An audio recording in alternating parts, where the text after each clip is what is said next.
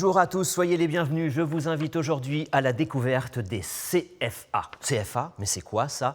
Eh bien, CFA, ce sont 3 lettres au service de votre expertise professionnelle. CFA, Centre de formation d'apprentis. Et nous découvrirons aujourd'hui plus précisément les CFA du bâtiment de Normandie. Alors, comment devenir apprenti? Quels sont les métiers? Y a-t-il de l'embauche à la sortie? Suis-je vraiment rémunéré pour étudier? Nous allons répondre à toutes ces questions et bien plus encore avec l'ensemble de nos invités. C'est parti. Première rubrique, CFA. C'est quoi ça?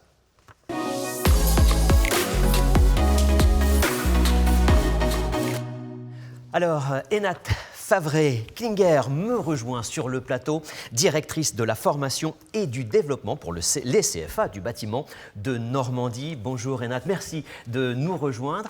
J'aurais une première question pour planter le décor sur notre magnifique décor.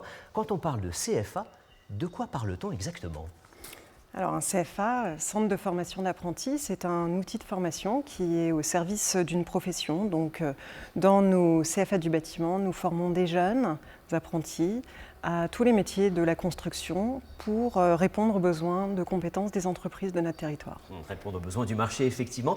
Quelle est la spécificité? Parce que si j'ai bien compris, lorsqu'on est apprenti, on a une partie en cours, on va dire, et puis l'autre partie, la principale d'ailleurs, en entreprise.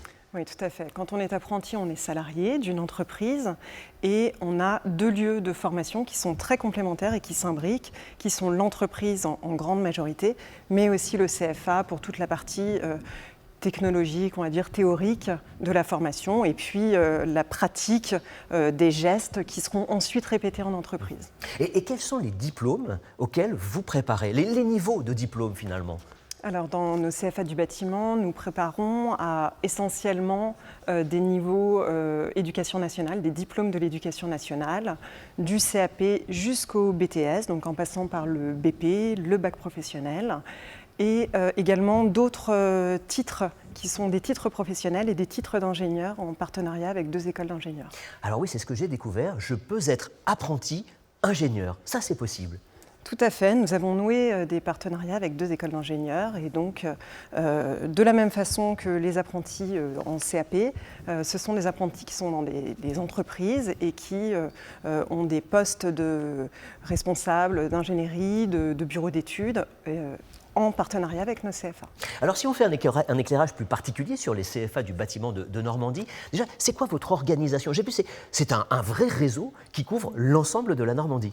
Tout à fait. Donc, Bâtiment CFA Normandie, c'est une association régionale en fait, qui est constituée de 7 CFA qui sont situés un peu partout sur le territoire normand, donc à Alençon, Caen, Coutances, Dieppe, Évreux, Le Havre et Rouen, plus un siège régional en fait, qui coordonne l'activité, qui pilote l'activité de tous ces centres de formation. Alors là, on parle vraiment de maillage territorial, ça a tout son sens. Proximité, ça aussi c'est un mot important. Proximité, pourquoi? Parce que je peux démarrer près de chez moi finalement un apprentissage. C'est ça qui est important dans la philosophie de votre formation au fond. Oui, c'est vraiment l'ambition de Bâtiment CFA Normandie de combiner 2 approches, à la fois l'approche de proximité sur le territoire pour répondre aux besoins en fait, des jeunes et des entreprises de ce territoire en proposant une première offre de formation qui est accessible à tous sur des premiers niveaux de qualification comme le CAP, sur tous les métiers de la construction. Et puis ensuite, c'est une organisation régionale qui permet en fait, d'avoir des spécificités sur chacun des centres de formation pour permettre aux jeunes de poursuivre leur formation, de monter en compétences sur des pôles de compétences bien précis. C'est ça, c'est proximité donc et perspective. Je peux poursuivre avec des pôles d'excellence finalement, des pôles de compétences mais aussi d'excellence où je veux quoi? C'est parce que je veux aller plus loin dans mes diplômes, je veux aller plus loin dans ma compétence, dans mes connaissances. C'est ça aussi la possibilité? Oui, alors c'est soit acquérir des compétences complémentaires, donc j'ai un CAP, j'en fais un deuxième, ce qui veut dire qu'après, quand je vais être sur le marché du travail, je vais avoir une double casquette, une double utilité au service des clients et des entreprises de la construction, soit c'est monter d'un niveau de qualification à un autre, et là vous avez vu que la palette est assez large puisque CAP à ingénieur, il y a de quoi faire. Il y a de quoi faire, comme vous dites. Justement, j'ai une envie, alors très pratique, je veux passer un CAP, et puis je m'aperçois m'aperçois que j'aurais besoin d'un complément, d'un autre CAP. Ça fait 2 ans, plus 2 ans, plus 2 ans, plus 2 ans. C'est des briques comme ça ou est-ce qu'il y a des passerelles possibles? Comment ça fonctionne? Alors il y a des passerelles, il y en a plein, dans un sens comme dans un autre d'ailleurs, puisqu'on peut faire un CAP, alors généralement le premier CAP qu'on fait, on le fait en 2 ans, et si on en fait un deuxième par la suite, on le fera sur une durée réduite, normalement d'1 an, d'accord? Donc ce qui veut dire qu'en 3 ans, vous avez 2 CAP, d'accord. En 4 ans, vous avez 3 CAP, 3 CAP, d'accord. etc. Donc là, j'ai ces passerelles, j'ai ces possibilités. Pourquoi? Parce qu'il y a un socle commun finalement d'enseignement qui fait que ça me permet d'aller piocher les spécialités qui m'intéressent au moment qui m'intéresse. Oui, en fait, de manière générale, les jeunes sont positionnés au départ de leur formation. Ce qu'on a déjà acquis dans une précédente formation, on ne va pas le refaire sur une deuxième formation, ce qui nous permet de gagner du temps et puis de capitaliser pour la suite. Et puis également des doubles filières, filière technique et filière encadrement. Expliquez-nous un petit peu ce à quoi ça correspond. Oui. Ce sont 2 filières différentes, mais qui sont complètement complémentaires. Nous avons donc une filière qui est technique, on comprend bien, ce sont des métiers techniques. Le geste. Voilà, de geste. Donc on va acquérir vraiment des compétences professionnelles, techniques, sur du CAP, du BP. Et de la mention complémentaire. Mais nous avons également des filières d'encadrement qui, donc à partir du bac professionnel, qui permettent à des jeunes en fait, de viser des métiers d'encadrement de chantier, de pilotage de chantier, d'encadrement d'équipe. Ah oui, c'est ça. Donc j'ai le geste et puis après je peux gérer des équipes, gérer des chantiers, créer mon entreprise. D'ailleurs, on y reviendra au cours de cette émission. Et on peut le faire dans l'autre sens. Et on peut le faire dans l'autre sens. C'est-à-dire qu'on peut avoir des compétences en encadrement et puis se dire mais finalement j'ai aussi envie d'aller acquérir des nouvelles compétences techniques. C'est ça, avoir le geste aussi. Donc ça marche dans les deux sens. J'aimerais qu'on parle également d'un terme qui est très important pour les CFA du bâtiment de Normandie, c'est le terme innovation. Parce que vous innovez aussi en termes de formation, en termes pédagogiques. À quoi doivent s'attendre les jeunes qui vont intégrer les formations des CFA du bâtiment de Normandie? C'est vrai que l'innovation est vraiment au cœur de notre stratégie de développement. Mais ce n'est pas que au niveau des outils que nous pouvons utiliser en formation. C'est à la fois donc, sur les métiers qui sont visés. Et on est très proche de l'évolution des besoins de compétences des entreprises sur le terrain. Nous faisons une importante veille technologique, veille marché. Alors c'est ça, c'est-à-dire que s'il y a une innovation dans une entreprise, vous êtes en veille et vous pouvez proposer la formation en regard pour que les apprentis soient adaptés aux réalités du terrain. Une innovation dans les techniques, dans les techniques de travail dans l'entreprise, dans les machines, les équipements utilisés. Si vous venez dans un CFA du bâtiment, aujourd'hui, vous verrez des plateaux techniques qui sont vraiment très, très à la page, avec les derniers équipements. C'est ça, je travaille avec les visibles, outils qui existent en vrai. Vous verrez également des drones, des scanners 3D, vous verrez des salles BIM pour... BIM, on précise ce que c'est, c'est quoi? C'est la modélisation 3D des chantiers finalement, des bâtiments, etc. Voilà, c'est Building Information Modeling, ça veut dire modélisation des données du bâtiment. C'est maqueter finalement toute une structure d'un projet de construction sur une maquette numérique, mais pas que, justement. C'est également travailler en mode collaboratif entre plusieurs corps d'État qui œuvrent sur un même chantier de construction. Finalement, être apprenti, c'est être à la page, si je vous écoute, c'est être vraiment dans le 21e siècle. Être apprenti, c'est être en adéquation avec le marché du travail. Oui, c'est ça qui est très important, être en adéquation avec le marché du travail. Je vous ai demandé, Enat, d'apporter un objet qui pourrait potentiellement vous représenter et représenter vos missions, votre travail. Quel est cet objet ? Alors, je vous ai apporté donc un Capla que beaucoup de gens connaissent. Donc, c'est un jeu de construction, donc petit clin d'œil à la profession. C'est surtout vraiment très représentatif de ce qu'on voit dans notre organisation et dans notre mission de formation auprès des jeunes. En fait, avec un Capla, on peut construire un certain nombre de tours qui peuvent être préconçus à l'avance et on peut les avoir prédéfinis pour les jeunes. Alors, on a le CAP maçon, CAP plombier, etc. Et puis, on peut empiler différentes formations les unes avec les autres et avoir des tours plus ou moins hautes. Et on peut également, et c'est ça qui est intéressant, c'est on peut changer un moment la forme de la tour et construire sa construction à son image et en fonction de ses attentes, de son profil. Rien n'est figé. Voilà, Ouais. c'est ce qu'on veut pour les jeunes qui viennent chez nous. Super, merci beaucoup Enad Favret-Klinger, merci pour cette présentation. Je vous propose tout de suite de passer à la deuxième rubrique, CFA, c'est fait pour moi.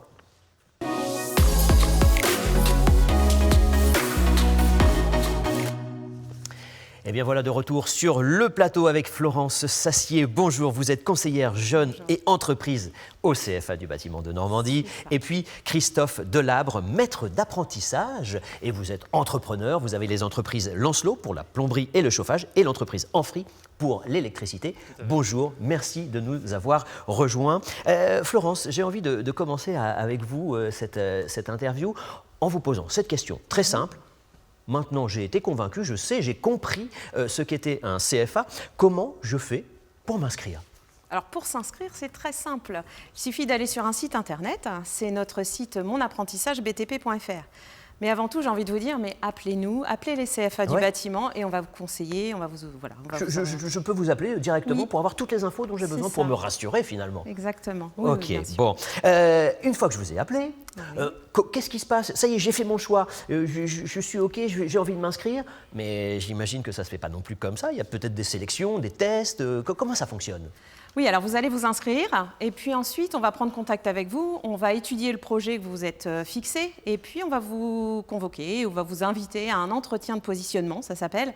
Et à cette occasion-là, on va revérifier ensemble votre projet et puis pourquoi pas vous donner des conseils à ce sujet-là.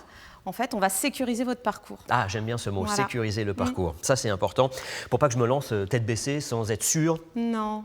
Puis on est là pour vous épauler. Effectivement, s'il y a des choses à mettre en place au cours de votre parcours, on saura et on va s'entretenir avec vous pour ça. La question de l'âge se pose. De quel âge, jusqu'à quel âge je peux être apprenti ? Parce qu'on a vu qu'on pouvait être apprenti ingénieur, etc. Ouais. À partir de quel âge et jusqu'à quel âge ? Alors, on peut être apprenti de 16 ans à 29 ans. 16 ans à 29 ans. Mais il y a une exception, c'est que si vous avez bien terminé votre troisième, vous pouvez être apprenti à partir de 15 ans. D'accord, donc j'ai fini ma troisième, je peux prétendre à un apprentissage. Oui. Très bien. Autre question, quel est mon statut ? Parce que là, ça devient un petit peu plus flou dans mon esprit. Oui. Je rentre dans une entreprise, mais je suis encore un petit peu à l'école. C'est quoi mon statut ? Le statut, c'est celui donc, de salarié d'entreprise. Vous êtes avant tout un salarié. Et à ce même titre, vous avez les mêmes droits et les mêmes devoirs qu'un salarié. D'accord, donc Oui. je suis salarié. Oui, Donc j'ai des bulletins de salaire, un contrat, etc. tout à fait. Vous avez les mêmes droits, les mêmes devoirs. Et vous devez avoir les mêmes choses que tous les salariés tous les de salariés. l'entreprise dans laquelle vous travaillez. D'accord, et bien justement, je me tourne vers une entreprise et je me tourne vers Christophe Delabre qui est maître d'apprentissage. Et j'ai envie de vous demander, mais c'est quoi maître d'apprentissage ? C'est quoi le rôle ? C'est quoi la fonction ? C'est quoi l'intérêt ? Ça sert à quoi ? C'est quelqu'un qui a pour mission d'accompagner le jeune dans son parcours. Et je me plais toujours à dire qu'il y a deux moments importants dans la vie d'un homme, celui où il est né et celui où il sait pourquoi. Le maître d'apprentissage doit permettre à un jeune de savoir pourquoi il est né, dans quoi il va pouvoir passer la plupart du temps de sa vie à travailler, mais surtout travailler et vivre de sa passion.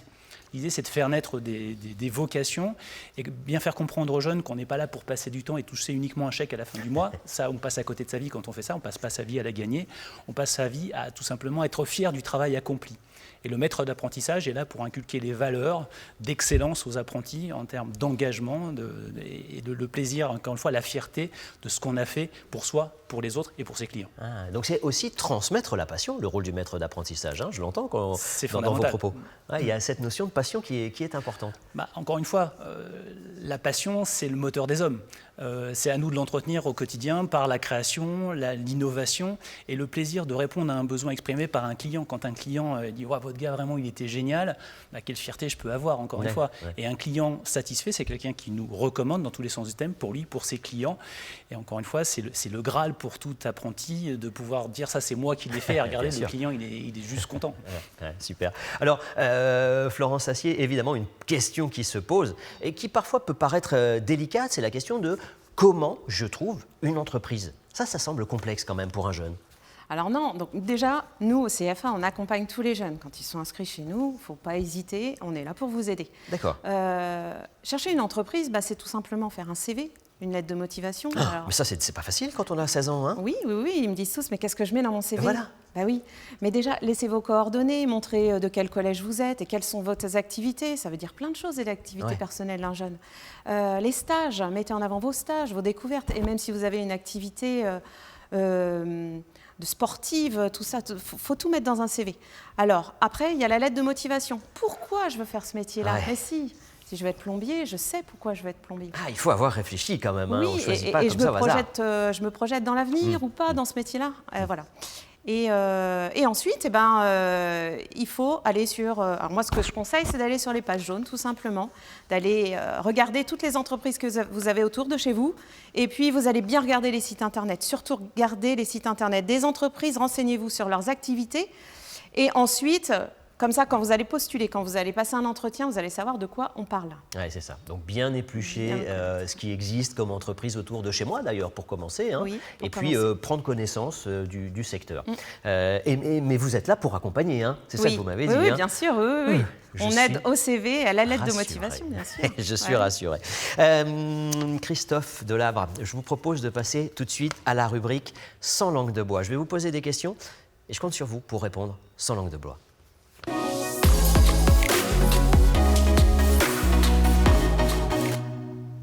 Allez, c'est parti pour cette rubrique sans langue de bois. Christophe Delavre, quand on a 15 ans, quand on a 16 ans, quand on sort du collège, à quoi on doit s'attendre quand on rentre dans une entreprise? C'est quoi? Qu'est-ce qui m'attend le premier jour que je vais ouvrir la porte de l'entreprise? Quand vous allez ouvrir cette première porte, c'est ce qui vous attend derrière la vraie vie. C'est-à-dire qu'aujourd'hui, vous êtes au collège, maman s'occupe de tout, vous n'avez pas forcément de responsabilité. Là, on va vous confier des responsabilités et vous allez devoir vous engager à aller jusqu'au bout avec une satisfaction totale. Il ne s'agit pas d'être moyen dans la moyenne, il n'y a aucun intérêt. Ce qu'on vit, c'est l'excellence. Encore une fois, j'en ai parlé tout à l'heure, c'est la satisfaction client.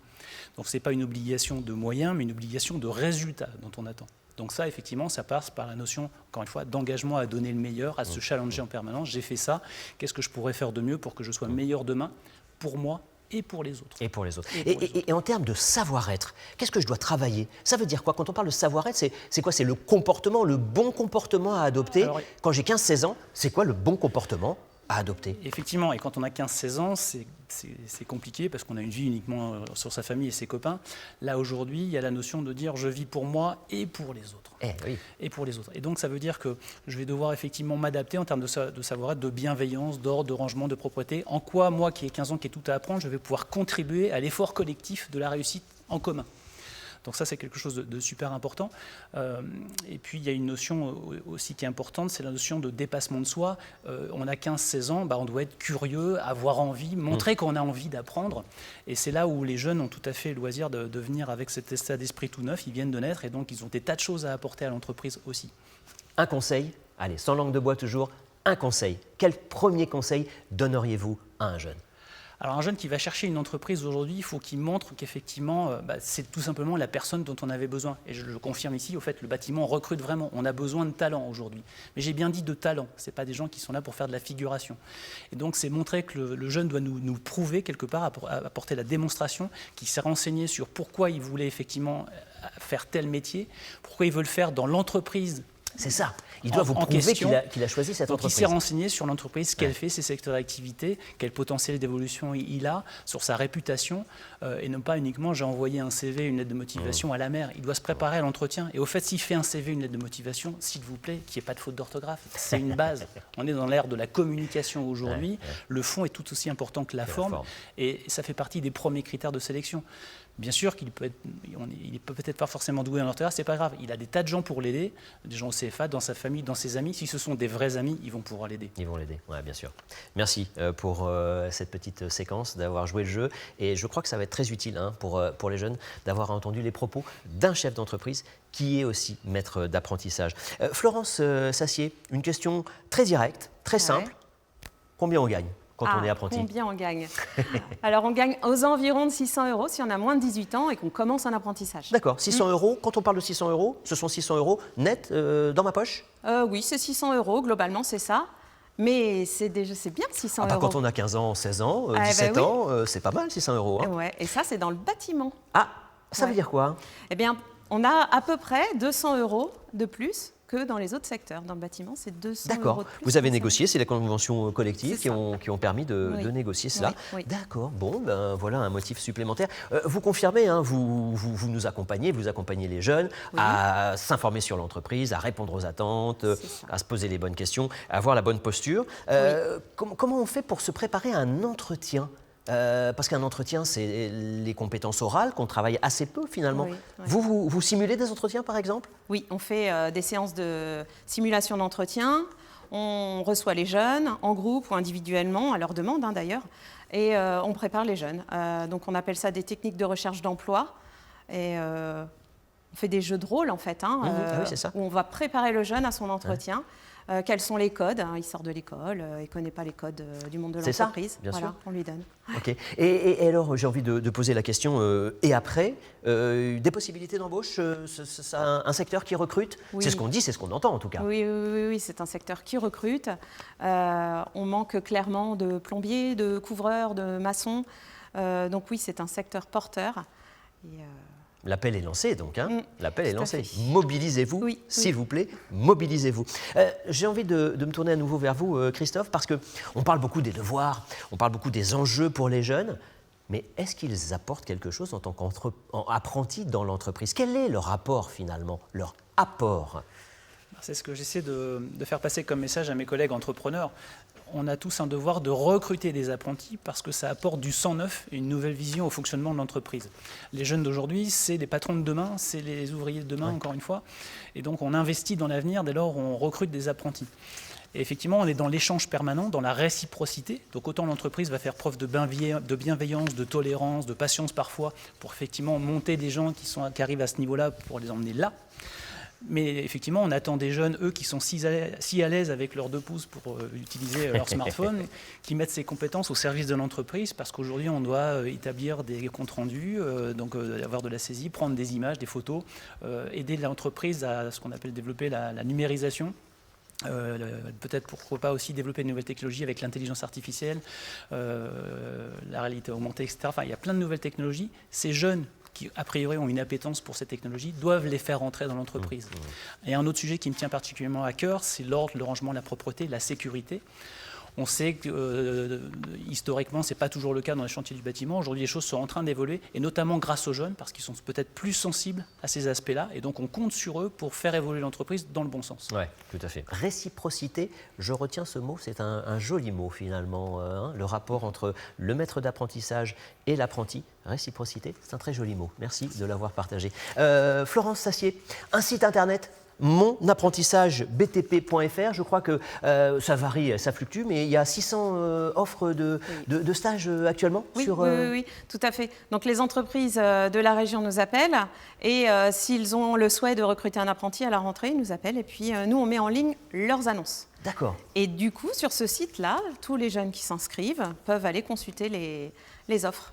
monapprentissage.btp.fr. Voilà, c'est ouvert. On commence par ça, peut-être, pour trouver son entreprise. Je vous ai demandé à chacun de rapporter un objet qui pourrait peut-être vous représenter ou représenter les métiers du bâtiment tels que vous les envisagez. Christophe Delabre, c'est quoi cet objet pour vous? Alors, c'est une ampoule. Voltaire disait « Plus les hommes seront éclairés, plus ils seront libres ». J'adore, je suis électricien. Encore une fois, oui, libre de choisir votre vie, la passion qui va avec, parce que vivre et de sa passion, c'est tout simplement quand même un objectif qui me semble être assez valorisant pour la personne. Vous allez avoir le choix de faire évoluer votre carrière. C'est vous qui, par la formation, allez pouvoir mettre le curseur. Qu'est-ce que vous voulez faire de votre vie? Ouais, tout simplement. À vous de jouer et on vous attend. À vous de jouer, on vous attend. Le message est bien noté. Florence, c'est quoi votre objet? Alors moi, mon objet, c'est un couteau suisse. Plus qu'un couteau, c'est un couteau suisse. C'est-à-dire que l'apprentissage, j'en suis convaincue.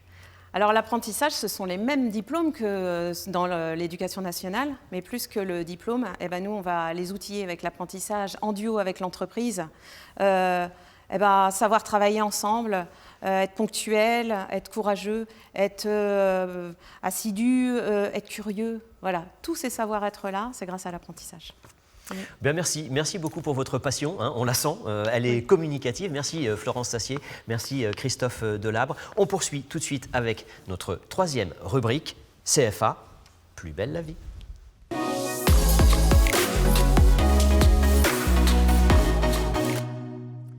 Et voilà, me rejoignent sur le plateau Jérôme Cotigny, pilote régional chargé de la mobilité européenne et internationale, ça c'est important, on y reviendra, et des services d'accompagnement socio-éducatif pour les CFA du bâtiment Normandie. Soyez le bienvenu. Et puis Mathieu Lecable, en deuxième année de BP Peinture et applicateur de revêtement de sol. Voilà, on a un apprenti avec nous, j'en suis ravi. Je vais revenir avec vous tout de suite Mathieu pour découvrir votre univers, votre quotidien. Mais avant cela, je me tourne vers vous, Jérôme. Quand on parle d'accompagnement socio-éducatif, ça c'est votre mission. Ça veut dire quoi exactement, l'accompagnement socio-éducatif de ces jeunes apprentis? Alors l'accompagnement socio-éducatif, c'est dans l'ADN des CFA de Normandie, des CFA du bâtiment de Normandie. C'est un service à part. En plus de la formation professionnelle que l'on propose à tous nos apprenants. Et ce service à part, il permet à tous les jeunes qui poussent la porte d'un de nos CFA d'être accueillis, d'être accompagnés au quotidien, mais également tout au long de sa formation. C'est également un service qui crée les conditions propices à l'épanouissement personnel et à la réussite du jeune et de son insertion professionnelle.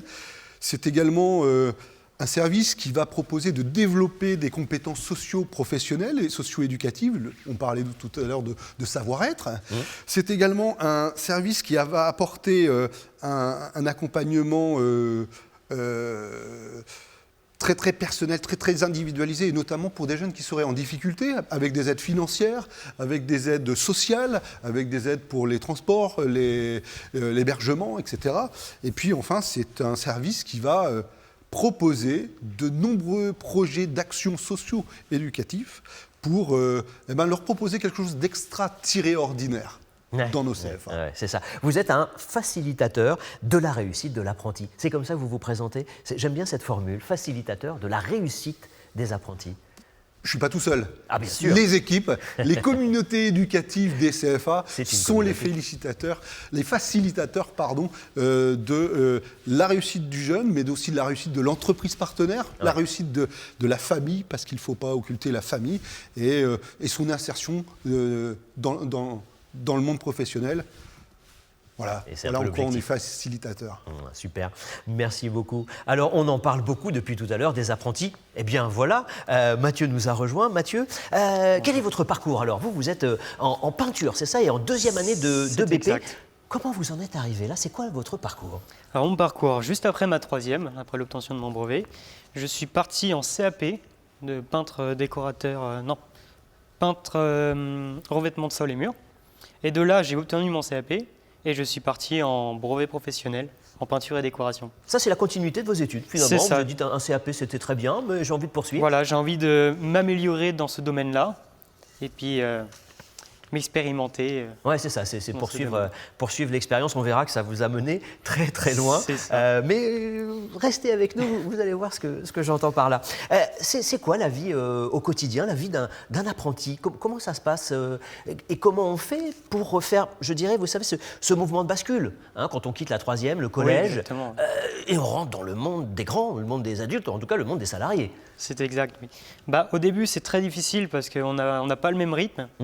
Mais au fur et à mesure des années qui suivent, on rentre vraiment dans le rythme et ça nous donne de l'autonomie et de l'expérience en nous. Et confiance en soi aussi, ça a changé? Est-ce qu'il y a le Mathieu de la troisième et le Mathieu? Ça a beaucoup changé. Ah ouais, ça a beaucoup changé. Ouais. Et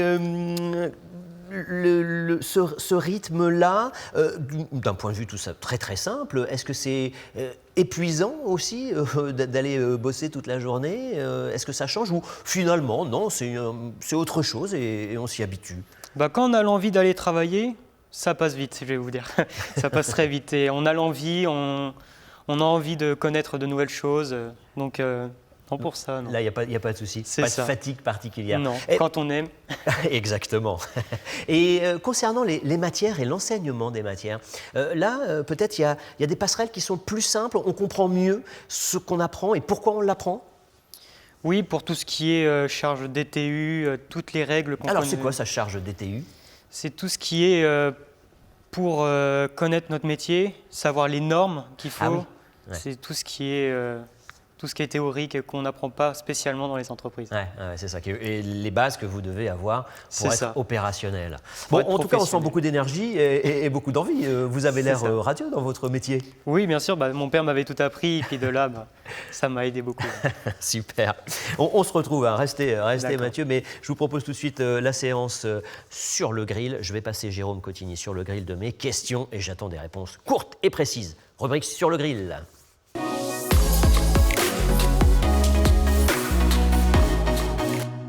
Jérôme Cotigny, rubrique sur le grill. Attention, vous êtes prêts? C'est parti. Est-ce que je peux être hébergé dans les CFA? Parce que j'habite à Coutances et je veux aller à Alençon. Vous m'hébergez ou pas? Bien sûr. Bien sûr. Bien sûr, nos 7 CFA proposent des structures d'hébergement de très belle qualité en plus. Donc, c'est aucun souci. On vous héberge. Bon, vous m'hébergez. Mais dans quel type d'hébergement alors je me retrouve vous, finalement? Alors, vous aurez le choix pour choisir soit être avec vos copains, avec vos collègues de boulot, en gagnant une chambre de 3 par exemple, Ouais. ou une chambre de 2, ou si vous voulez un peu plus de calme, de sérénité, de tranquillité, vous pouvez également demander à être logé dans une chambre individuelle. Bon, 1, 2 ou 3, bon, très bien. Allez, tiens, une autre question très pratique. Je ne suis pas sûr que vous ayez la réponse. Mais est-ce qu'il faut que je fournisse mes draps? C'est très pratique, mais bon. Je viens avec mes grosses valises de draps ou pas? En ce moment, c'est pas le cas. moment. Mais en règle générale, on peut fournir le linge de lit à tous les jeunes. Oui. D'accord. Donc là, là-dessus, Vous n'êtes pas obligé d'apporter vos on propres n'est pas draps. obligé. Est-ce qu'il y a la restauration? C'est-à-dire que le midi, j'ai un sève, j'ai quelque chose comme ça, je peux manger? Matin, midi et soir. Matin, midi et soir. Ah oui. Matin, midi et soir, encore là, les 7 CFA proposent un service de restauration. Et vous pouvez d'ailleurs les visiter en retournant sur le www.bâtiment-CFA Normandie avec nos visites virtuelles où sur les 7 CFA, vous pouvez visiter également les structures d'hébergement et de Ah restauration. d'accord, je peux aller comme ça voir un Vous peu. naviguez comme si vous étiez en présentiel, ou alors encore mieux, venez le 12 juin prochain pour les 3e journées portes ouvertes des bâtiments CFA Normandie, dès Le 9h. rendez-vous est pris dès 9h, je serai là. Mais avant cela, je veux être sûr qu'il y ait du Wi-Fi. Wi-Fi, vous avez ou pas? Wi-Fi, dans toutes les structures, il y a du Wi-Fi. Autant le Wi-Fi qu'on va nommer pédagogique sur un temps de formation professionnelle. Et puis le Wi-Fi également dans les structures d'hébergement pour que les jeunes puissent aussi vaquer à leurs occupations le soir et puis, je ne sais pas, regarder une petite série sur une plateforme Bien connu. bien connue. Toute la nuit, le Wi-Fi ou... Non, bien sûr. Le Wi-Fi à une certaine heure est coupé et il est allumé le lendemain matin, mais le temps de repos doit être respecté et pour éviter que les ondes circulent dans tout le bâtiment, le Wi-Fi est coupé. Sur le grill toujours, je vous confie mon enfant qui est mineur, 16 ans, le soir. Qu'est-ce qui se passe pour lui? Il a le droit de sortir, vaquer à ses occupations, il fait ce qu'il veut, n'importe comment, n'importe où? Ouais, je suis provocateur évidemment. Hein. Alors, votre enfant de 16 ans, il pourra surtout participer à des projets d'action éducative qui sont développés sur un temps semi-diurne. C'est bien répondu. Vraiment, toutes les équipes d'animation, comme on les appelle en termes génériques, mais le vocable, c'est d'accompagnement socio-éducatif, leur proposera plein d'activités qui sortent vraiment de l'ordinaire, Par de exemple son quotidien, du canoë-kayak, du paintball, de la voile sur certains CFA qui sont en bord de mer comme à Dieppe ou à Coutances, ou du parapente, ça s'est fait avec le CFA de Caen, du côté de Ouistreham, Vierville. Il y a tout plein de choses que l'on essaye d'apporter à des jeunes qui n'ont pas forcément cette possibilité ou cette facilité. Et puis si votre enfant qui est mineur souhaite sortir, bénéficier d'une sortie libre, encadré en respectant les horaires. Si vous donnez l'autorisation parentale, il pourra également sortir. Il s'en est bien sorti hein, sur cette séquence sur le grill. Mais du coup, Mathieu, vous confirmez? Vous Je avez été confirme. J'ai été interne. témoin, c'est ça. Alors, comment J'ai ça été s'est témoin. passé? C'était comment la vie d'interne? Clairement, je ne regrette pas. C'était une super aventure où j'ai pu tester, comme Tini a dit. J'ai testé plusieurs loisirs, comme le laser game, le karting, plusieurs activités. D'accord. Et de là, ça donne une cohésion avec tout ce qui est internat. Ah, le groupe, quoi. Ça C'est crée. ça. Et vous étiez dans une chambre de combien alors? 3 vous? C'est ça. C'est exact. Et Oui. c'est un contexte propice au travail quand même, d'être à 3? À 3, généralement dans la chambre, quand on n'arrivait pas à un truc, on s'entraidait. Donc on s'entraidait entre nous, après on rigolait, c'était une bonne expérience. Ouais, c'est une bonne expérience. Donc C'est vous, vous validez 100% Je valide à 100%. l'internat.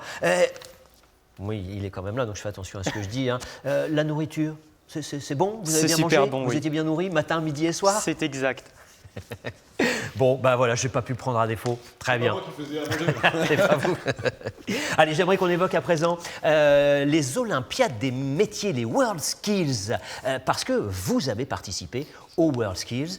C'est quoi ça? C'est exact. Puis Ah j'ai oui, alors, ramené aussi. attention, quand je dis participer, c'est pas seulement participer, remporter les World Skills, la médaille d'or en Normandie. C'est exactement. Dites-nous tout. J'ai commencé déjà en CAP, quand on devait visiter, on devait regarder les championnats de France en World Skills à Caen. Donc j'y étais, j'ai regardé, je me suis dit dans ma tête, jamais je serai à ce niveau-là, je me rabaissais. Et puis au fur et à mesure des années, quand je suis arrivé en BP, mon père et mon patron, il m'a dit lance-toi. Et du coup, je me suis lancé un défi à moi-même, lance-toi, et puis on verra. Et de là, j'ai gagné le régional. Médaille En d'or. première place, c'est ça. C'est pas mal. On attend évidemment les Exactement. épreuves nationales qui sont reportées pour les raisons que l'on sait, mais félicitations, bravo Merci pour cet beaucoup. engagement. Jérôme Contini, quand on parle d'accompagnement socio-éducatif, c'est ça aussi, c'est les exactement. accompagner dans ce genre d'événements. Dans l'excellence. Dans l'excellence. Exactement. C'est important pour vous aussi, ça, de pouvoir leur proposer, leur dire, voilà, il existe des concours, il existe tout un tas de choses, on vous y accompagne, on vous aide. Je pense que nos CFA devraient presque jouir de l'appellation d'utilité publique. Et ça en fait partie. On ne forme pas que des professionnels, on forme aussi des hommes, on forme aussi des citoyens et des jeunes pour des jeunes qui ont eu parfois des parcours un peu chaotiques, on leur montre qu'ils peuvent également grimper dans l'ascenseur social et faire preuve d'excellence. Mathieu Lecable était un formidable exemple de réussite avec cette très très brillante médaille d'or aux World Skills, aux sélections pour l'équipe de France. Et puis j'espère qu'il ira encore plus loin et aux Euroskills et aux World Skills Et au World internationales. Skills, on lui souhaite de décrocher toutes les médailles. J'aimerais qu'on évoque avec vous à présent la mobilité européenne. On regarde un petit sujet et puis on en parle après. J'ai choisi le BP à composante européenne, non seulement parce que je voulais faire un BP, mais le fait que ce soit à composante européenne, ça rajoute une vraie raison de faire ce diplôme. D'un point de vue personnel, c'est quelque chose de vraiment enrichissant. Ça nous fait découvrir un autre pays, c'est une autre culture.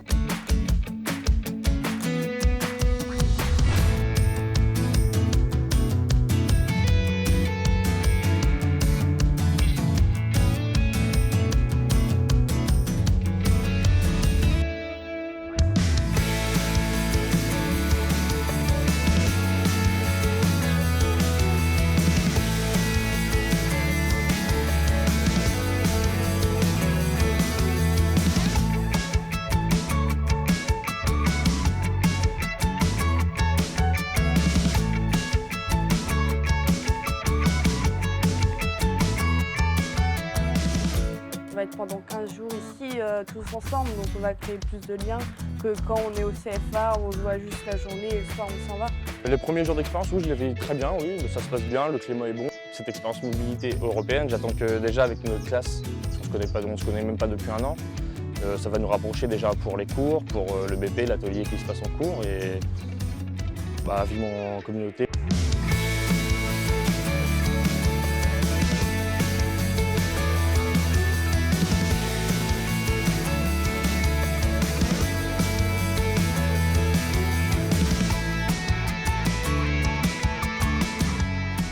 Une mobilité comme ça à l'étranger pour les apprentis, ça peut apporter que du bien du fait que ça soit à l'étranger, d'avoir un mode de vie différent, de travailler en communauté et de voir d'autres systèmes, d'autres modes de fonctionnement et aussi de travailler avec une langue différente.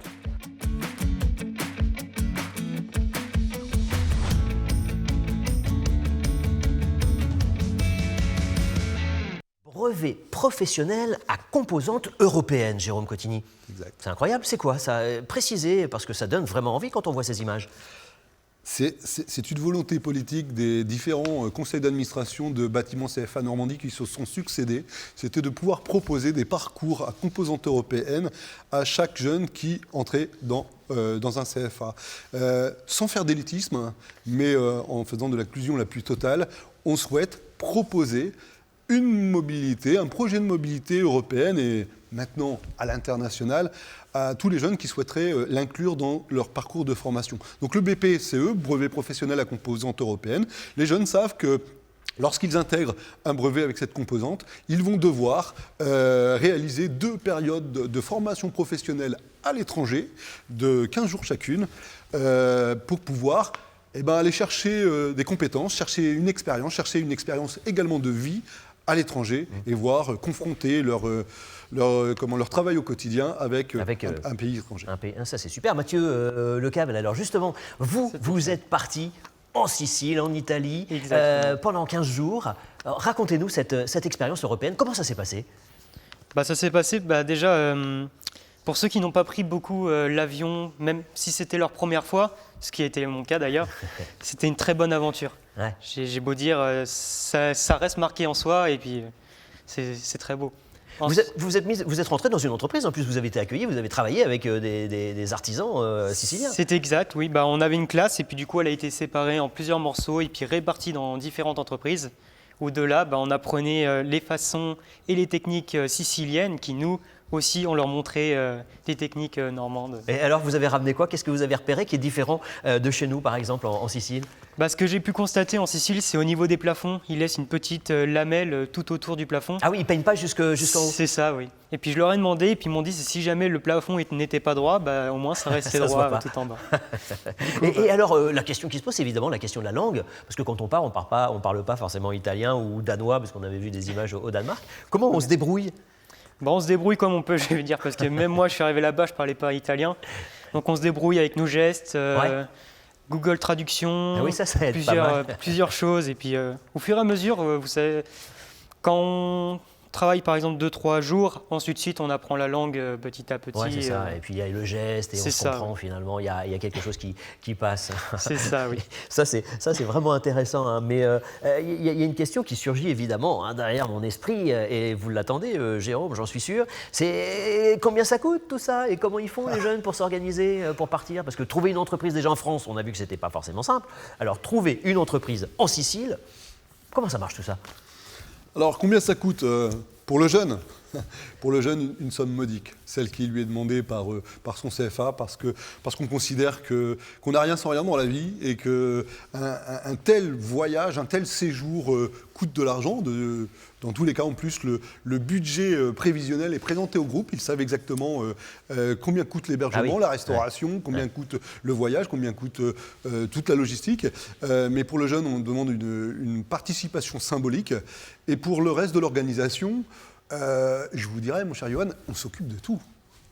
On s'occupe de tout, c'est-à-dire que le vol, le logement, j'ai rien à faire. On les met dans un véhicule, on vient les chercher au CFA, on les redépose au CFA et après, évidemment, ils vivent un peu leur vie quand ils sont à l'étranger, mais on s'occupe de tout. C'est vraiment une activité qui est encadrée parce que c'est vraiment une activité et une formation professionnelle à l'étranger. Oui, c'est ça. Ils sont encore sous la responsabilité de leur employeur français.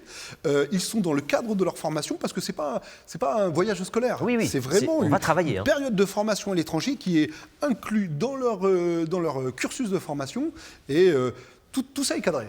J'ai une petite question, mais ça reste entre nous. Mais est-ce qu'on ne pourrait pas allonger l'âge, c'est jusqu'à 29 ans, je crois, de devenir apprenti? On ne pourrait pas le décaler un petit peu? Parce que là, vous n'avez fait tous les deux que me convaincre. J'ai envie d'être apprenti, là. On ne peut pas trouver une solution pour que... Je vais vous donner une réponse facile. Je crois qu'on est apprenti un peu tout au long de sa vie. Oui, mais pas au CFA du bâtiment de Normandie. Mais je peux vous emmener en mobilité européenne ou internationale parce qu'elle n'est pas réservée exclusivement au BPCE ou au CAP ou au Bac Pro ou au BTS. On peut très bien bien imaginer, c'est d'ailleurs dans les tuyaux, donc c'est plus qu'une confidence, faire une mobilité avec des maîtres d'apprentissage. Faire une mobilité en job shadowing, si vous voulez voir à l'étranger comment on devient, comment on pratique le journalisme, la présentation, on peut très bien organiser un projet. Le rendez-vous est pris avec Jérôme Cotigny et Mathieu Lecable. Je compte sur vous deux, messieurs. Avant de se quitter, je vous soumets le même petit exercice. Je vous ai demandé d'apporter un petit objet qui vous représente. Jérôme Cotigny, pardon, qu'est-ce qui vous représente, vous? Quel est l'objet que vous avez choisi? Qui me représente moi, j'ai choisi ça. Ah! Voilà, donc ah oui. Je vous le prête. Je vous ai mis en première. Je vous ai mis en première, vous inquiétez pas, je vous ai pris un siège devant. Alors pourquoi ça me caractérise? Parce que évidemment sur mes missions de mobilité européenne et internationale, c'est peut-être pas le moyen de locomotion le plus vert, mais c'est celui qu'on utilise et c'est celui qui est le plus marquant. Mathieu le disait, partir à l'étranger, déjà prendre l'avion, déjà arriver à Orly, à Roissy, il y a déjà. C'est déjà un voyage. On est déjà sorti de notre zone de confort et là on est déjà dans le voyage, on est déjà dans le séjour. Et puis pour l'anecdote, je crois certains apprentis des fois dans les CFA qui pensent véritablement que je m'appelle Monsieur des Voyages. Donc non, je m'appelle pas Thomas Cook ou je sais pas. En tout cas, Monsieur des Voyages, c'est très joli et ça fait rêver. Merci, Monsieur des Voyages. Merci avec beaucoup, plaisir. Jérôme Cotigny. Merci. Et Mathieu Lecable, Oui. l'objet qui vous représente, alors, c'est pas votre médaille, hein? Et non, c'est ceci, les brosses. Les brosses, c'est votre vie, ça, la peinture? C'est ça, oui. Alors, quand on parle de peinture, vous êtes un artiste, hein, parce que c'est la création, c'est la finesse, c'est des dessins. Enfin, on peut tout imaginer maintenant chez soi. Hein. C'est ça, oui. Surtout en décoration, pour embellir. Pour embellir. Embellir, c'est un beau mot. Hein. Mathieu Lecable et puis les CFA du bâtiment de Normandie embellissent nos vies. Merci beaucoup, messieurs, pour votre présence. Je vous propose tout de suite de poursuivre avec notre 4e et dernière séquence. Le CFA, c'est tout ça, mais aussi, regardez.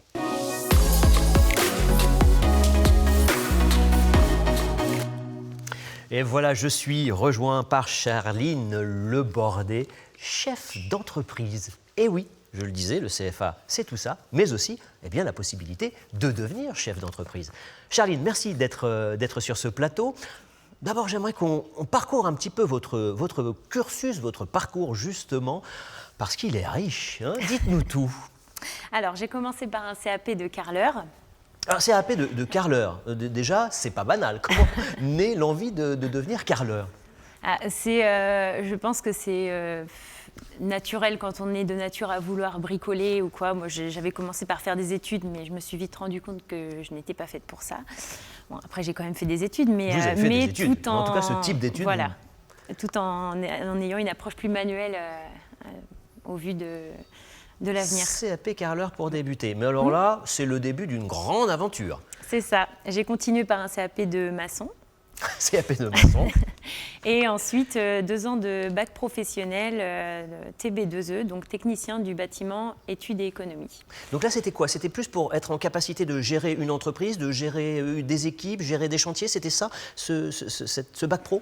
Voilà, c'est un bac pro qui est fait pour apprendre tout ce qui est gestion d'entreprise, donc apprendre à quantifier, à maîtriser un chantier. Et donc on voit plusieurs corps de métier et c'est très intéressant, c'est très riche. Ouais. Bon, mais ça c'était très riche, c'était très intéressant, mais c'était pas suffisant. Voilà. Non, ensuite j'ai continué par un CAP de plaquiste, un CAP de peintre, un brevet professionnel peintre et j'ai fini par une mention complémentaire en décoration. En décoration, donc ça veut dire que vous pouvez aujourd'hui tout faire. Voilà, on est polyvalent. Vous êtes polyvalente, effectivement. Parlez-nous un petit peu aussi de votre vie, vous, d'apprenti. Comment ça s'est passé? Vous partagez ce même enthousiasme qui a traversé en fait toute cette émission-là? Oui, exactement. Honnêtement, le CFA, c'est un élément indispensable pour bien apprendre, pour être bien formé. Il y a forcément des choses que l'on ne peut pas apprendre sur le chantier et on a besoin du CFA. Ouais, donc une belle vie aussi au CFA que vous avez partagée. Oui. On fait du réseau aussi au CFA. C'est un endroit où on peut commencer déjà à se projeter. Pourquoi pas trouver des futurs salariés ou ce genre de réseau? Quand on est apprenti, on cherche pas forcément, on pense pas forcément à ça. Après, moi, j'avais déjà mon envie de devenir plus tard chef d'entreprise. Mais oui, en effet, ça aide beaucoup pour se projeter aussi. Alors, une question que j'ai envie de vous poser, et puis après tout, je me dis que c'est une question qu'un jour n'aura plus sens, et ceux qui regarderont ces programmes se diront « mais pourquoi on pose cette question ?» Mais je le fais quand même. la place d'une femme dans les métiers du bâtiment. Ça a évolué. Aujourd'hui, vous sentez Ça a que évolué. voilà, des barrières sont tombées enfin Oui, sur oui. le regard que portent certains sur l'engagement des femmes? Oui, oui, honnêtement, je pense qu'aujourd'hui, avec les moyens matériels que l'on a dans n'importe quel corps de métier du bâtiment, une femme peut se sentir à l'aise en faisant ce qu'elle a toujours envie de faire. Moi, je sais que je voulais faire ça, je voulais faire comme mon père, et je me sens très bien dans mon métier. Oui, bon, on le voit et on le ressent avec vous. J'aimerais venir maintenant sur cette notion d'entrepreneur. Ça, c'est quelque chose que vous avez toujours eu en vous. C'est étonnant de se dire, je veux créer mon entreprise depuis toute petite, vous disiez. Oui, honnêtement, j'ai toujours eu cette image-là.